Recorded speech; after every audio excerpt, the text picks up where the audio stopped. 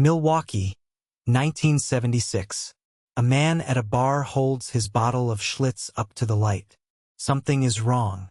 White flakes drift slowly through the liquid, pale, visible, drifting to the bottom like dead skin. The bartender has no explanation. The distributor rep who stops in that afternoon has no explanation. The sign above the bar says, "The beer that made Milwaukee famous." 200 miles away, inside the Schlitz corporate headquarters, a room full of executives knows exactly what those flakes are. They've known for months. They have decided unanimously to say absolutely nothing. Schlitz was born in Milwaukee in 1849, founded by a German immigrant named August Krug. When Krug died 7 years later, his bookkeeper Joseph Schlitz married the widow, inherited the brewery, and renamed everything after himself. Then came October 1871, the Great Chicago Fire. The blaze destroyed the city's water supply. Schlitz loaded barges with free beer and shipped it south. Chicago drank. Chicago remembered. Out of the ashes of someone else's disaster, Schlitz earned a tagline it would carry for the next century: the beer that made Milwaukee famous. That reputation, built on generosity and a genuinely great product, would take 125 years to build. It would take the next CEO less than 2 years to destroy. By 1974, Schlitz was the undisputed king of American beer. 24 million barrels sold annually, narrowly ahead of Budweiser, dominating every bar, every corner store, every sporting event in the country. Its Milwaukee brewery employed thousands of workers and anchored an entire city's identity. Among business executives, running Schlitz was considered one of the most enviable positions in American consumer goods. Robert Uihlein Jr., the heir to the Schlitz family fortune, had inherited a gold mine, a brand with a century of loyalty, product people genuinely loved. What he saw was an opportunity to cut costs. Uihlein's cost-cutting program began in 1974 and was kept deliberately quiet. First, expensive barley malt was replaced with cheaper corn syrup. Then natural hops were swapped out for compressed hop pellets. A fraction of the cost, a fraction of the flavor. But the most dramatic change was to the fermentation process itself. Traditional Schlitz had been brewed for 30 days. Uihlein's new process compressed that timeline to just a few days using a technique called continuous fermentation, a method that had been developed for industrial chemical production, not beer. On paper, the margins were beautiful. The product, however, was becoming something else entirely. The accelerated fermentation created a new problem. The beer came out hazy. Not aesthetically hazy in the way craft brewers celebrate, clinically, commercially hazy in a way that no retailer would accept. Schlitz's chemists found a fix, a foam stabilizer called ChillGuard, a compound based on ammonium alginate that had cleared the haze in controlled lab conditions. There was one issue. ChillGuard had never been used in commercial beer production before. The FDA had not reviewed it for beer applications. Nobody knew how it would behave inside millions of sealed bottles, over weeks and months, reacting with all the other chemicals in the formula. Schlitz added it to the production line and started shipping. The reaction nobody had predicted happened at scale. ChillGuard, meeting the hop extract inside sealed bottles and cans, formed a visible white precipitate, clumps of material that floated through the liquid like pale confetti, or worse, like particles of dead skin. Consumers started calling it Schlitz Flakes. Bartenders couldn't explain it. Distributors started fielding calls.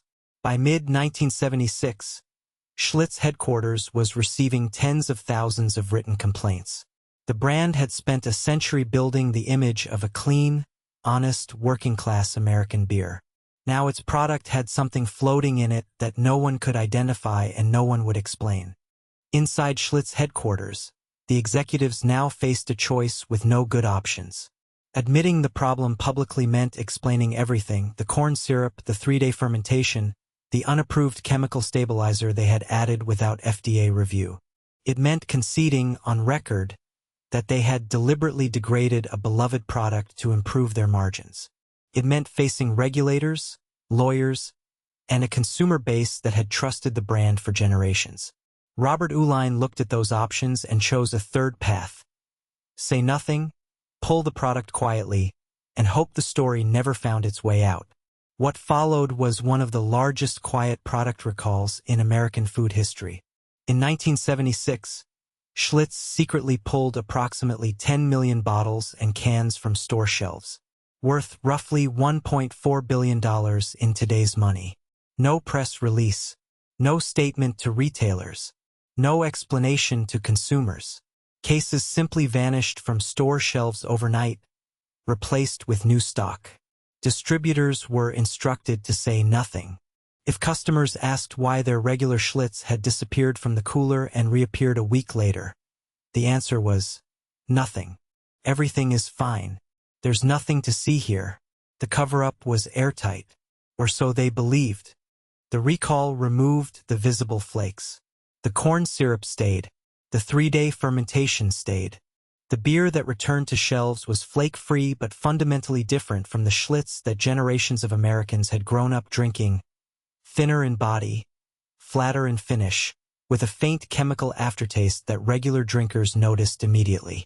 Loyal customers who had drunk nothing but Schlitz for 20 years started buying Budweiser. A new beer called Miller Lite was surging, lighter, crisper, modern. Schlitz's market share was falling faster than any brand in beer industry history. The accountants had saved a few dollars per barrel. The company was hemorrhaging hundreds of millions in lost revenue. Robert Uihlein Jr. died of leukemia in November 1976. He never faced the full consequences of what he had done. He died the CEO of a company still technically listed as number 3 in American beer sales, but falling so fast the rankings barely meant anything.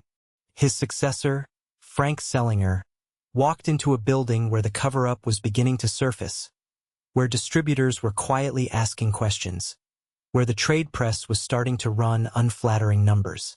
Schlitz had entered 1974 as the most powerful beer brand in America. It ended 1976 ranked 3rd, behind Budweiser and a resurgent Miller. 2 years. That was all it took. Frank Selinger decided the answer was marketing. If the product couldn't win customers back, maybe advertising could. In January 1977, Schlitz aired a campaign during Super Bowl XI in which Schlitz drinkers physically confronted and threatened anyone who didn't drink their beer. One ad showed a large, intimidating man backing a smaller man into a corner. "You want to take my Schlitz?" The campaign was intended to project strength and brand loyalty. Viewers, already suspicious of a brand whose product had been quietly disappearing and reappearing from shelves for months, interpreted it as something else entirely. Aggression, desperation, a brand that had lost its mind. Sales accelerated their decline. Desperate to prove the new formula was acceptable, Schlitz made one final error of judgment. They invited beer journalists and industry analysts to Milwaukee for a formal tasting. A carefully staged event designed to demonstrate, on the record, that Schlitz tasted as good as ever. The journalists arrived. They tasted. They took notes. They went home and published their findings. The beer tasted noticeably worse than its direct competitors. The event that was supposed to save the brand became national news proof that something had fundamentally broken inside one of America's great companies. Schlitz had attempted to hold a taste test. It had failed its own taste test. The numbers that followed were unlike anything the American beer industry had ever witnessed. From 1974 to 1980, Schlitz sales volume collapsed from 24 million barrels to 12 million, a 50% drop in 6 years, during a period when the overall American beer market was growing. The Milwaukee brewery, which had anchored the city's economy for 130 years and employed thousands of workers, permanently closed in 1981. Streets that had smelled of malt and hops for generations went quiet. An entire chapter of Milwaukee's industrial identity, the thing that had made the city famous, was erased in less than a decade.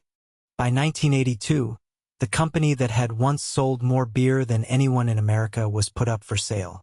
The Stroh Brewery Company purchased Schlitz for $494 million, a number that told the whole story of what had been destroyed. The irony was almost mathematical in its completeness. Stroh itself went bankrupt in 1999, and whatever remained of Schlitz was sold off to Pabst Brewing in a liquidation auction. The brand that had dominated American beer for a century had been passed between failing companies like an inheritance nobody wanted, until even its new owners couldn't keep it alive.